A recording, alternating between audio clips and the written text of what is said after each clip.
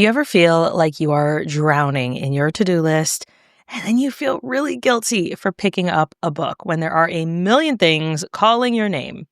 You are not alone. Today, I'm joined by my dear friend Lisa to talk all about how we can take a shame-free approach to reading and why it's important that we do spend some time reading, finding those micro moments when life feels really overwhelming. Listener discretion is advised. This podcast contains mature content intended for adult audiences only. Hello, Lisa. I'm so excited to have you on the podcast. If you could start by telling everyone a bit about your adult reading journey. Alesia, you know it's always a delight to chat with you, and it's an extra bonus delight to chat about this topic.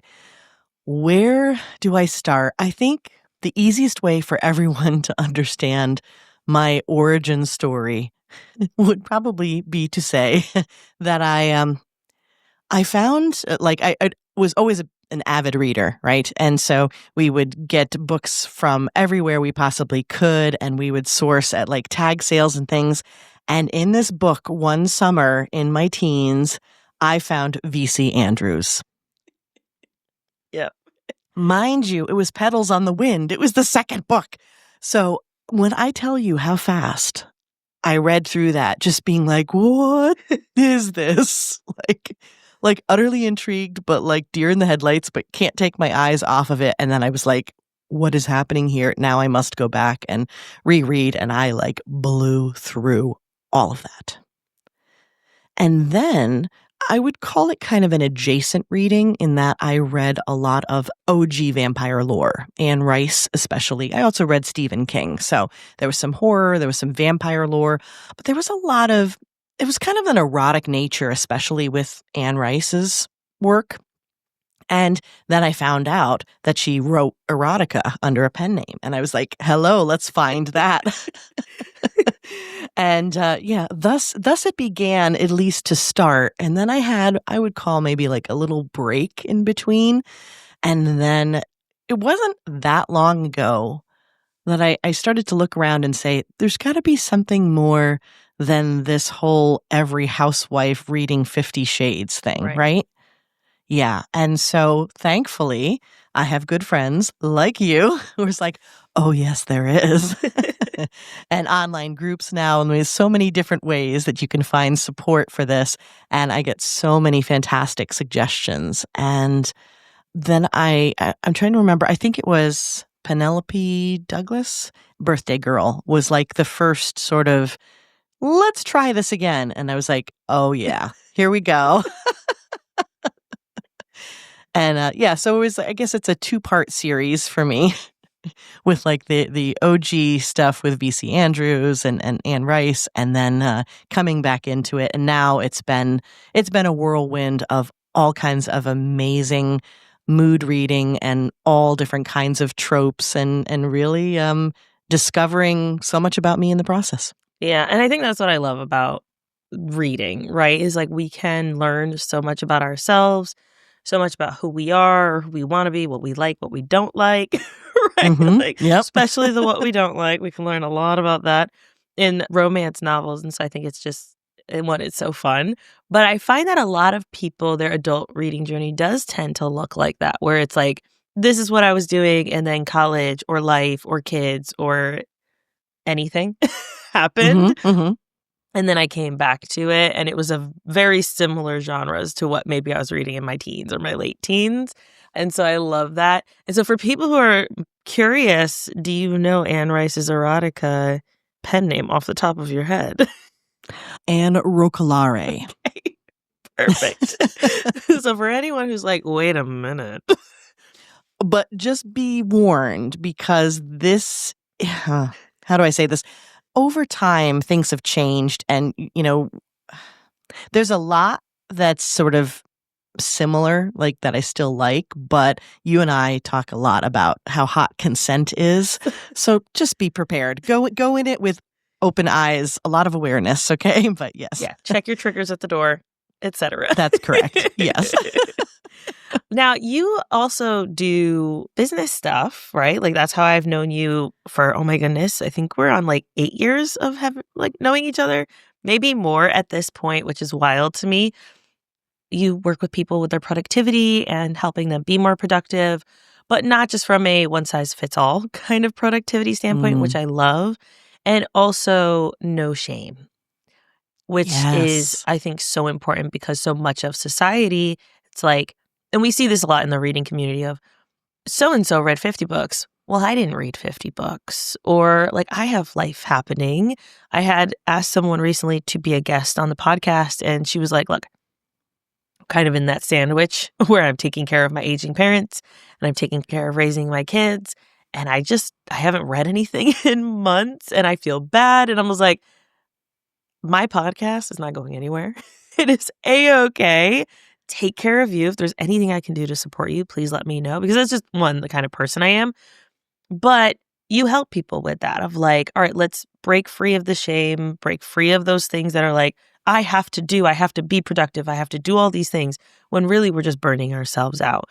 So tell us a little bit about that and how you work with people specifically so we can kind of set the stage for what we're going to talk about today.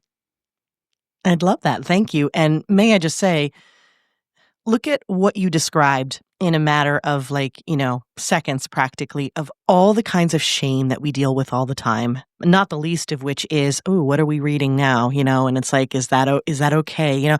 We're constantly dealing with this. I'm reading, but I'm not reading the right stuff, but I'm not, but I'm not reading at all. But now I have life happening and all of these things. Well, this happens, I think, in every aspect of our lives. So I was extra excited that we would talk about it today in this context because it happens everywhere. And I think especially for women, for caregivers, for people who are creative and multi-passionate and wanting to do all the things and kind of struggling, like, how do you do this the best way? How do we live our lives and schedule ourselves in the best way? And I think it's so important that we learn to do what we love and to embrace that fully and understand that it helps drive us toward our goals actually better than trying to slog through or do the shoulds or do what someone else says.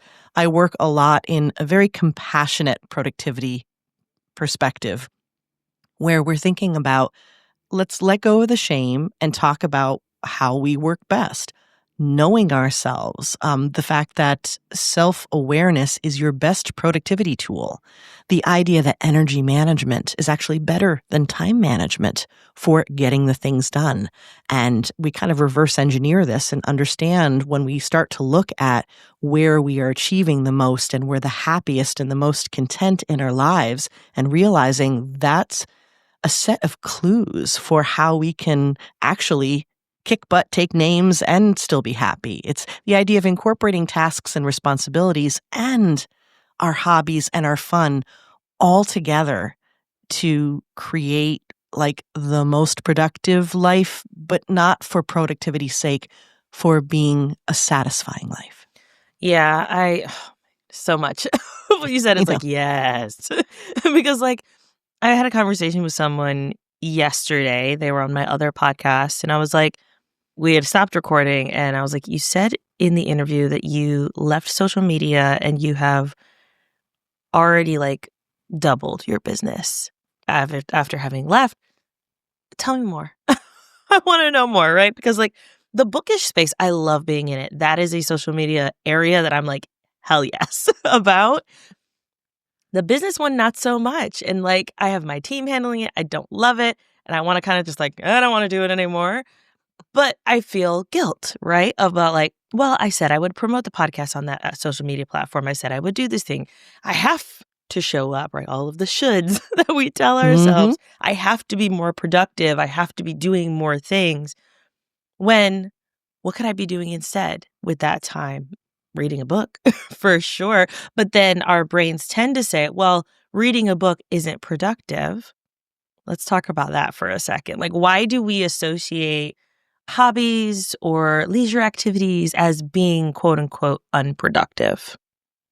So I think anytime we were having fun or something feels easy, we conflate it with not being important or value, right? We have an entire society that's dedicated telling us if we're not doing something complex, if it's not hard work is what gets the job done, then we're so quick to think, well, if it didn't feel difficult for me, and this happens a lot. I see this with my clients all the time, that there's a superpower that they have. When you have a superpower, it doesn't feel difficult to you. You love it. And then you immediately think it's not a value. And I think in the context of reading, we see it as productive when you do it because you're learning something. And so I think immediately there's this distinction between like your nonfiction and fiction. I mean, I would say that when it comes to a lot of the smutty reading, you can learn plenty. But Yep. But in all seriousness, when we look at, reading for fun versus reading for learning, it feels like this immediate distinction. And again, it's because of this idea that you have to be moving toward a specific goal. And I think society has outwardly given us these specific goals. Well, what if your goal instead is to take a break because you really need it, to not be burnt out, to be happy, to escape your life for a little bit, to take a moment and feel good in your skin, and so many more. There's so many goals, and I think that we are taught, or we're encouraged, that only a certain number of them are worthy goals, and I think that's the problem. But there's science to back that reading is super beneficial for us. I know for me, I read before I go to bed. That helps me. Sometimes I might wake up and be like, am I in the dream? Am I reading in the dream? What's going on? So true. Yeah. Wait a minute. Okay. Nope. All right. We're going back to bed. So sometimes that might happen, but I've also found that it does help with that emotional intelligence, that empathy, like you said. Like, yes, even smutty romance can teach us something. And I think that, and we know this as we read smut, right? Smutty readers, we know that we can learn things from what we read. And it could literally be this is maybe a little silly and tongue in cheek here, but I remember the first book I read that was people who got together and there was a HEA, but there wasn't even the prospect of kids. Like, I feel like with a lot of the HEAs, it's like they could eventually have kids in the future. You don't know, right? And then second generation series comes out, right? That always ends up happening. But in this case, it was like, no, this alien literally abducts this chick. He thought they were on a date. Well, they were on a date, but he thought it was like customary to abduct people. That's not how that works. So he abducts her. They have a whole conversation. They talk it out. And she's like, sorry, this is like, Mars needs women. What's going on? And he I'm not really feeling kids. And he was like, oh no, like we can't breed at all, but I love you. And so it kind of took that very different approach of like, no, this can't even happen. Like on a biological level. So no, I just want you for companionship and because I love you and I care about you and I want to get to know you and I think you're hot, right? And I was like, mind blown. But it's literally a shark alien.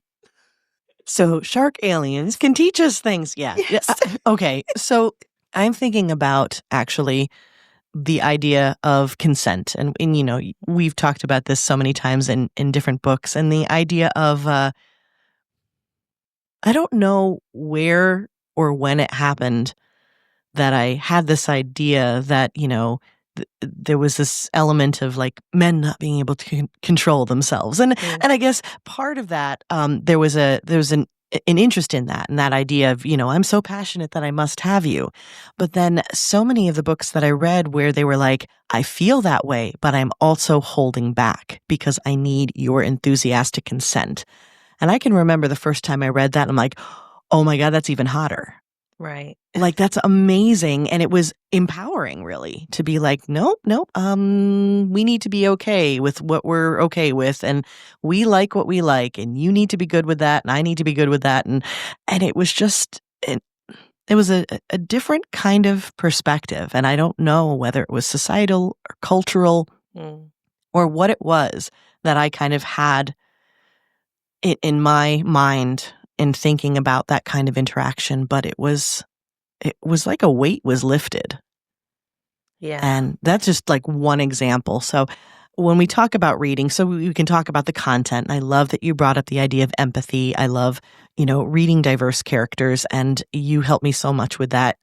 I think that that's so important. I mean, even as simple as, the gender divide, if you will, and being able to have different perspectives in that way. Although sometimes I'm reading and I'm like, this is a great man, but a great man written by a woman. I can tell, but I'm okay with that. I'm here for that.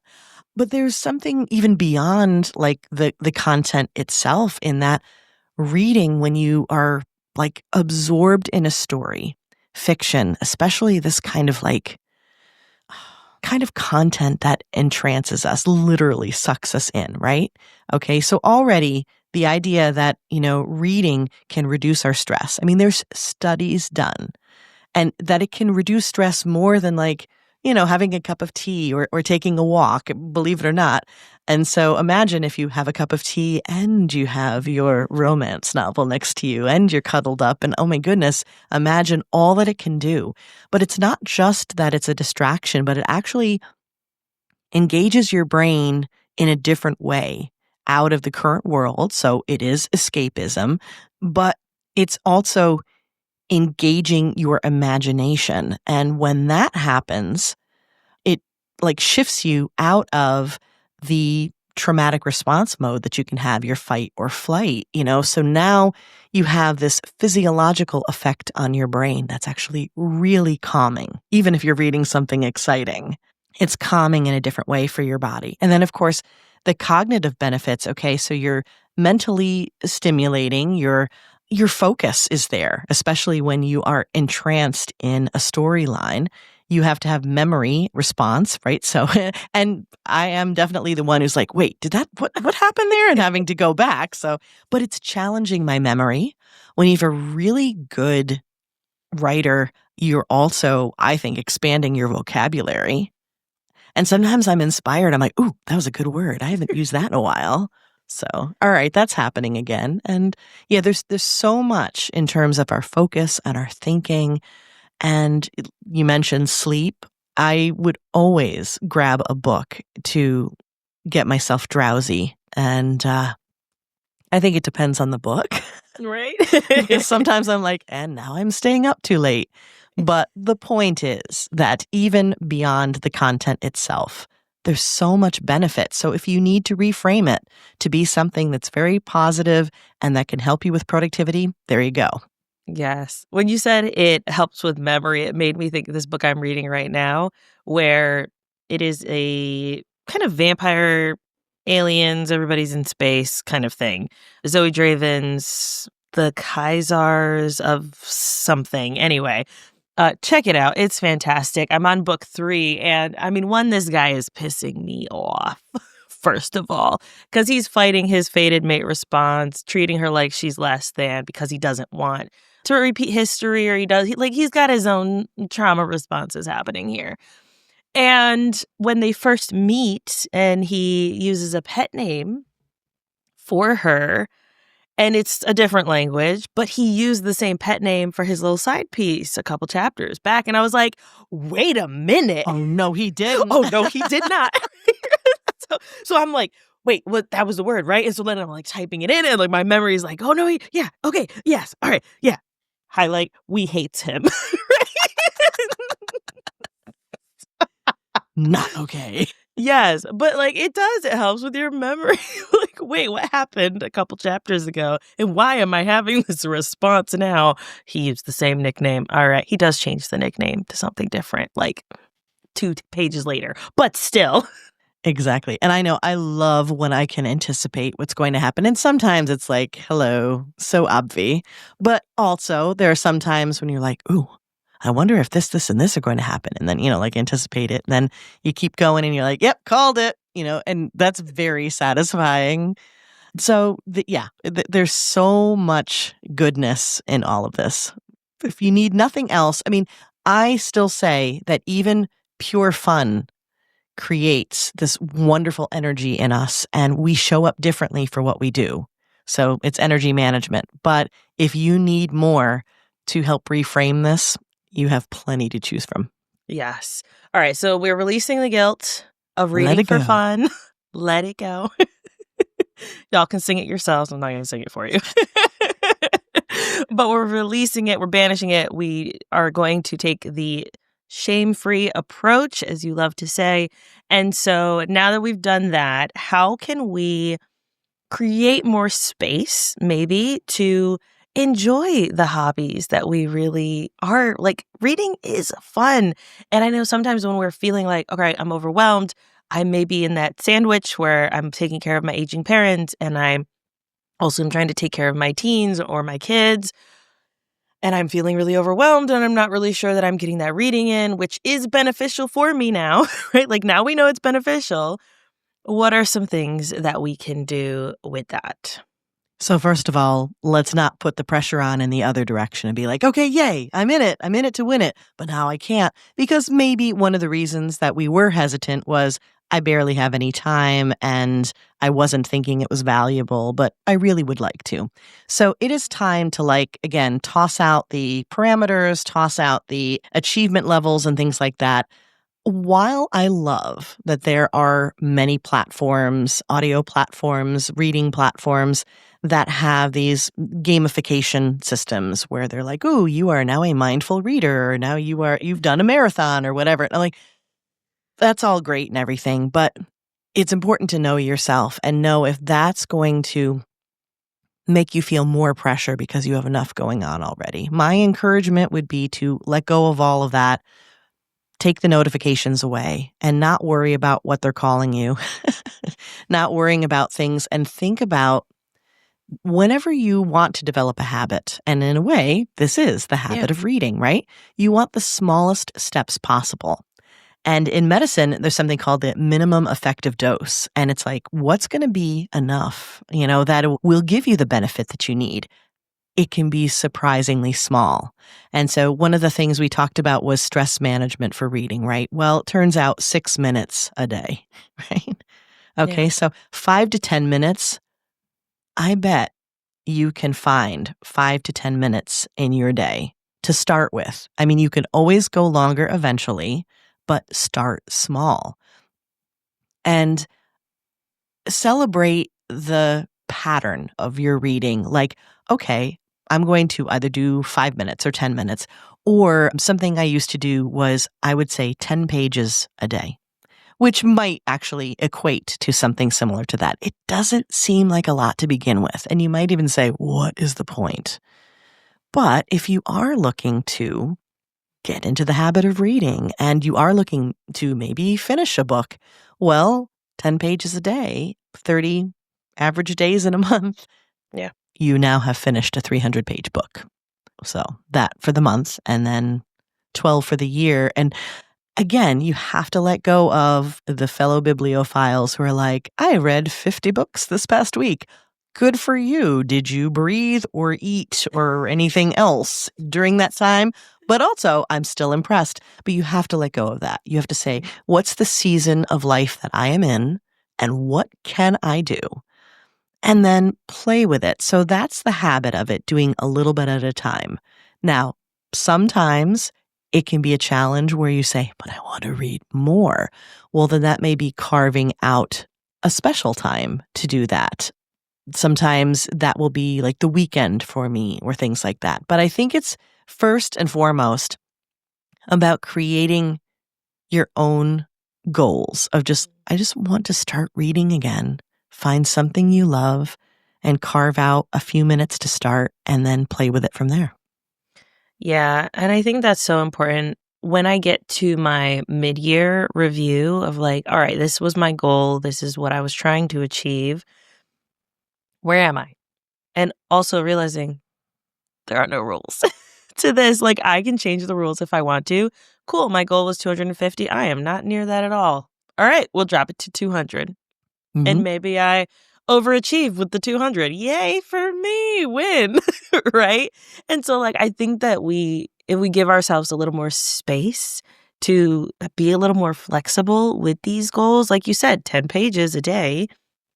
I mean, if you're reading novellas, 15 days you'll be done. You know what I mean? Fair point. Exactly. Like you get to decide what that looks like.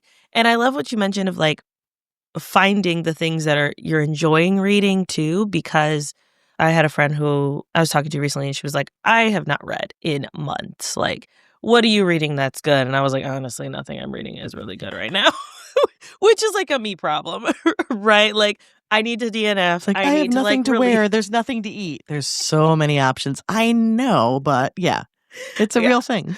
And I was like, I wouldn't necessarily recommend any of these, but here's one I read recently that was really, really good.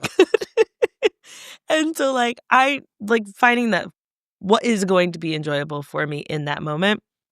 And so she was like, this is kind of what I've been feeling lately is I'm reading a lot more of the like what was it, romantic suspense, maybe she had said. And she was like, I think I'm gonna just start a thing where I'm reading. Like I haven't been reading though, but I've been enjoying that genre. I think I'm gonna do like 30 minutes a day. And so in my brain, as someone who reads a ton, my initial reaction was not, them's baby numbers. Like, no, she's my friend. Like, read for fun. And like, if you want to set a goal for yourself, cool. So my response was, what time of the day are you thinking that you're going to like slot that in? Right. And I think I was putting my Lisa hat on for a second Nice. there of like, and how are we going to achieve that goal? Yeah. When are you going to do that? Give me specifics. Right, exactly. Because, like, I feel like we do that. We're like, all right, 10 minutes a day, cool. I can do that. And it's like, well, when are you going to set that 10 minutes up? Is it you're going to listen to an audiobook while you're cooking dinner? Cool. There's your 20 minutes or 30 minutes or 10 minutes, whatever you want that kind of allotted time to be. Or Check is your it Bluetooth, though, when you do that, please. Yes, please do. PSA real quick. Yep. Or are you going to read that 10 minutes before bed? One of the things that I love about Storygraph is that their daily goal, you can have it in pages or minutes. And so like if you're someone who enjoys audiobooks and you want an audiobook goal, you can have, all right, every day I need to either read 10 pages or listen for 20 minutes, right? Depending on like your speed, etc., whatever you feel like makes sense for you. But that can literally be your goal.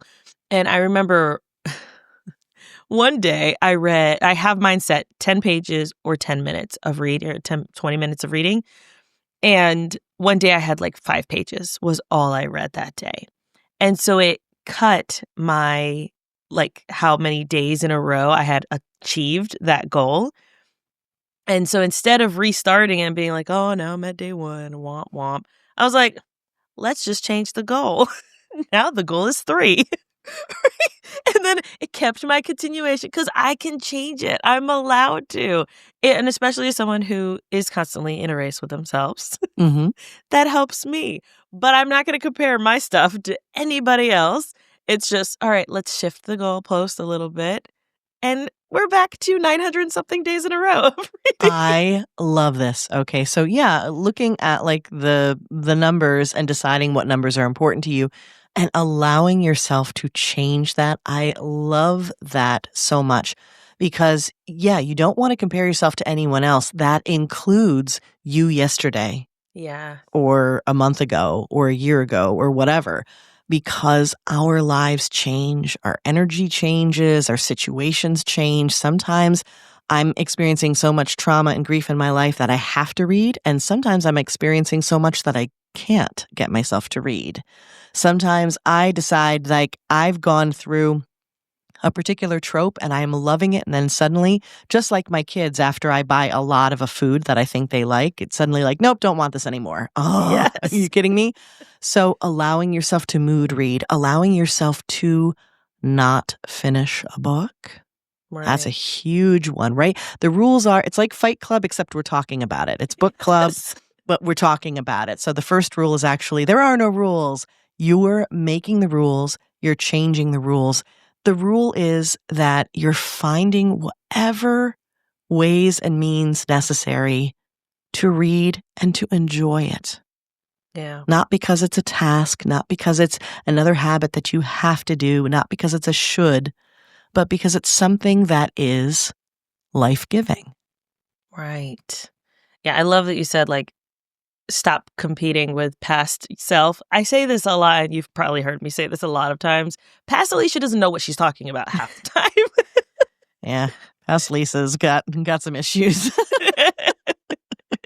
Like, I constantly am like, why did you do that to me, past self? Mm-hmm. What are you doing here? And so, That's future me's problem. exactly. Yes, adjusting and shifting and kind of being able to be a little more flexible. And I know sometimes flexibility can be hard, especially for people who are neurodivergent, Mhm. like being able to shift that goalpost, and especially if we're competing with ourselves. But here's your permission. Lisa and I are giving you permission. Full permission. And that's another reason why, when you look at this as building a habit and starting small, go ahead and start with the parameters that seem like ridiculously small. Like, of course I can read 3 pages or read for Right. 5 minutes or what. Come on. Are you serious? Yeah. Start with that, because then you will be more likely to achieve that and then be excited and build the momentum and keep going. And yes, sometimes we have to step back and we have to say, okay, I got to regroup here, but that's okay. But if you start small, almost too small, right? It almost seems like, oh, this is a little ridiculous. It's a great way to build upon it. And the idea with a habit, especially, is when you celebrate, not like the details of, oh, look at what I finished or what I did, but more like, here's where I made that effort again. I decided I was going to read 10 minutes at night before bed, and it was a great way to kind of like you said, segue into getting away from the standard screen time and calming down. And it's become part of my evening ritual. And that is a favorite time for me to read when nobody's asking for things of me. And, Exactly. I've washed my face and I've brushed my teeth and I'm like, all y'all need to just go to sleep. That's a great time to do that. And some nights I'm too tired and it's like, well, that's not happening and I have to go to sleep. But it's part of the ritual. So I did it. I did the things where I sat down and I opened a book and I read. That counts. And when you look at it that way, as opposed to I have to read a certain number of pages or I have to finish a book by this time or whatever, think about how you can have sort of goals in terms of steps and celebrating the process and appreciating it that way. Yeah, celebrate each page, right? Yeah. Is Yeah. is worth celebrating. Even the ones you read again. Ask me Yes. how I know. Yes, you are a rereader and through. I Mhm. am not, Yeah. which is always very funny when we get into conversation around this because I'm Yeah. like, "What are you Why are doing?" you but I'm a rewatcher of shows. I love to go, in again and be like, "What did I miss the first time?" I also love to, when I say rereader, sometimes it's like I've read it on my Kindle and now I'm going to listen to it on audiobook. Yeah. And sometimes I have the book amnesia. It's a real thing. What Liz happened? Oh knows my what I'm gosh. talking about. What happened? I forget what happened. I don't know. I read it 6 years ago. I'm reading it again now. It's like it's brand new. Okay, so I have to tell this side story really quick because Mhm. it's epic for this. So my kids have been on this K-pop Demon Hunters kick, right? We've watched it at least 15 times in our house within the first few weeks that it was out, right? Like we've watched it a lot of times. But every time I am out there and you see her her markings for the first time, I gasp every single time just to be like, what in the what? Oh my goodness, did you know that was happening? What? And my kids, Mom. It's like, just the reread or the rewatch of it. Like, what? Oh my God, plot twist. Oh my No God, I did way. not see that coming. No, really, because I forgot that happened. Oh my God. Yes. So I like to do that to them. They love me for it. Sarcasm there. But I did recently take that advice and I got an advanced listener copy of a book that I absolutely loved last year. And I listened to it. And the reason that I wanted to listen to it was because it's two narrators that I love. one, Wesley Siobhan, she could read my shopping list and I would be like drooling, right? Like anything that she narrates, I'm like, sign me the hell up. And so it was her and I think Sean Washington or someone else. And I was like, yes, please. But listening to it, especially having like almost a year in between, Mm-hmm. was still just as enjoyable. And like I knew the plot twist at the end, even though I had read it, but I still was like, oh wait, this is about to happen. Oh my goodness, that other thing's about to happen. Holy cow. Right? So it was like kind of that buildup of anticipation of like when the beat drops your favorite song. Right? Like that kind of moment. And I was like, oh, this is a lot of fun. I actually really like this of like reading it first and then like, yes, that's a 5-star. And it was a recent 5-star, right? Like I don't know that I would go back and re-listen or reread any books that I read in like 2020 or 2021, because past Alicia didn't know what she was reading. But in the recent history of books that I really, really enjoyed, I think I would enjoy that. And I did buy Elizabeth Stevens' Severe Mate series on audio. And so I think I might re-listen to all of those because, I mean, she has her own shrine on my shelves of like, this is the Elizabeth Stevens area. And so I think I might do that. And I actually found that I enjoyed it. So I'm glad I tried it. Yay. I'm so glad you tried it too. And I enjoy revisiting because if it's something that's really, really good, I like to revisit it so I can see what else I can catch. Yeah. And also because it's like, I don't know, hanging out with an old friend, and there's a familiarity, which sometimes we really need when we have a lot thrown at us in life.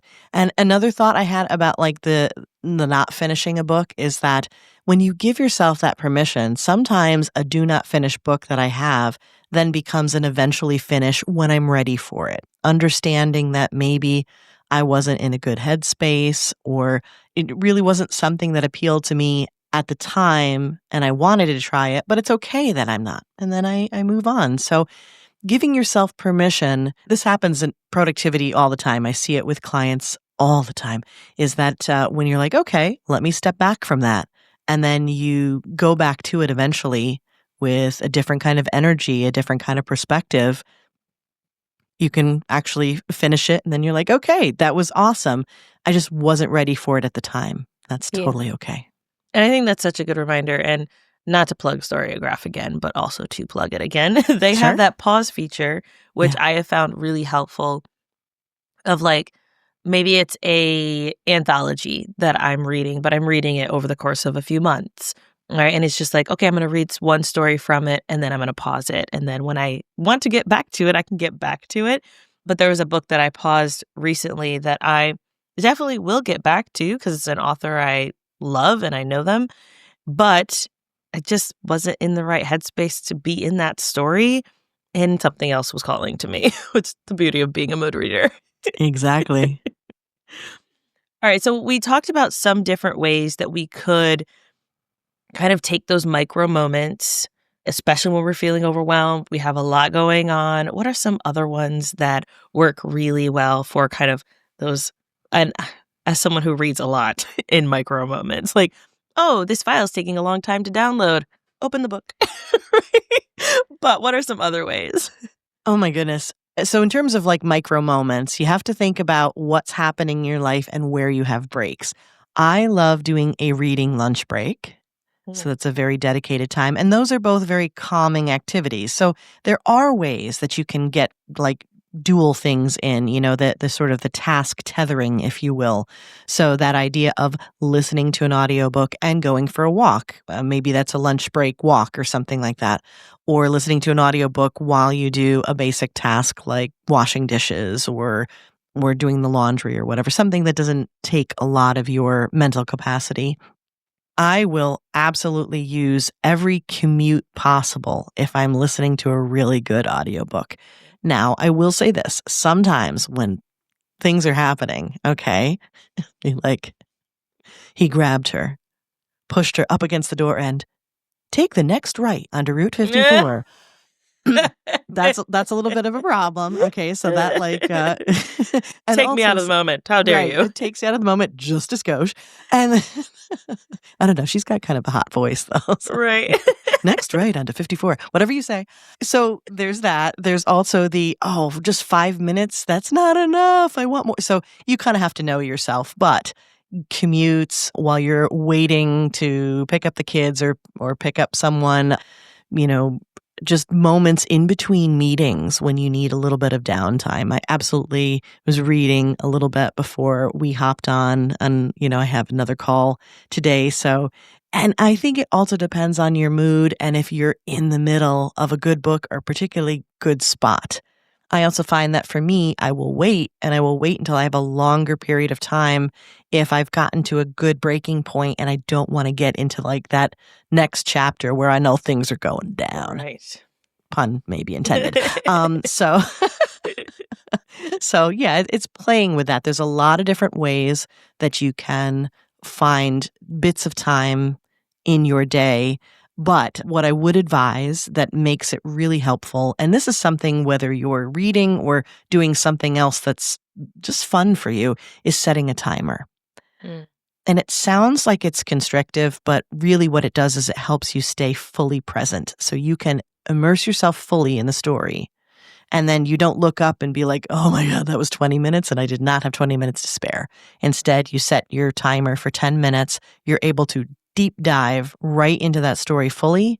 And then when the timer goes off, if you're like me, you're like, oh, and then maybe consider adding a few more minutes, hit the snooze button. No, but do it that way because timers can really help you be more present in the moment. And that means you enjoy even those 10 minutes more. Oh, that's such a good idea. Yeah, I think about even as parents, I feel like we have a lot of time while our kids are doing things, right? Yeah. I know your kids are in a lot of activities. My husband and I split MMA practices. And so I have about 4 hours of MMA that I'm by myself there. Then I'm watching them. And so having a book with me, especially a paperback, tends to help because if I'm reading on my Kindle, I'm immersed. Don't stop me kind of thing.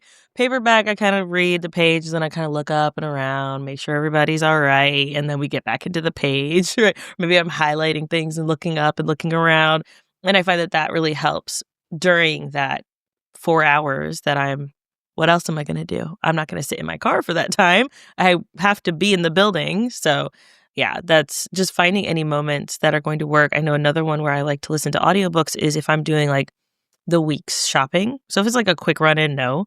But if I know that I'm going up and down every single aisle because I need things, putting one headphone in and just having that audiobook playing, as a woman, I'm in a safe space, right? Where it's very lit. There are people around. People probably aren't going to approach me, though I have been approached in the grocery store. And usually I'm I'm married, go away. I know my ass looks great in these leggings. Go away. But yeah, usually I'm not approached or bothered. And so I feel safe enough that I can have a headphone in and be walking around and doing my grocery shopping while I'm cooking, having that audiobook playing in one ear. I can still hear the water boiling. I can still hear the kids if they need me. I can, quick tap and pause if I need to. All of those different kind of micro moments I think help. And honestly, I think that's why I read so many books at a time. Having that paperback, having that audiobook, having the thing on my phone and the one on my Kindle, I'm reading 4 usually at a time. And I find that really helps by having those little very micro moments. And that's how I'm able to get through more books, but also relieve stress in those quick little bursts as well. Such a smart idea too, to either have one earbud in or a way in which you can still be aware of your surroundings. Now, that's not going to allow you to immerse as much, but again, it's a sliding scale here. You do what you can. And I will tell you another kind of micro moment, if you will, and it'll depend upon the situation. Sometimes my family wants to hang out together and maybe watch a movie, and sometimes we're showing our kids, we have teens now, that we're letting them watch all the inappropriate stuff that we watched, the 80s movies where we're like, oh, that did not age as well as I'd hoped. but still they're classics and we want them to watch it. And maybe it's something that I wasn't really in the mood to watch, but we're all watching it together. Then, I have an opportunity sometimes to get in a little bit of micro reading as well. But I'm still hanging out with them. And then and that's a great example of something where I'm rewatching it. I don't have to pay that much attention. And I can be in my own world for a little bit, but then I know something big is going to happen and I'm watching them, discover the big plot twist and whatever. So I can still be present for that. So it's a good switch. Yeah. Yeah. I think that to kind of wrap this up, the goal is one, let's nix the shame.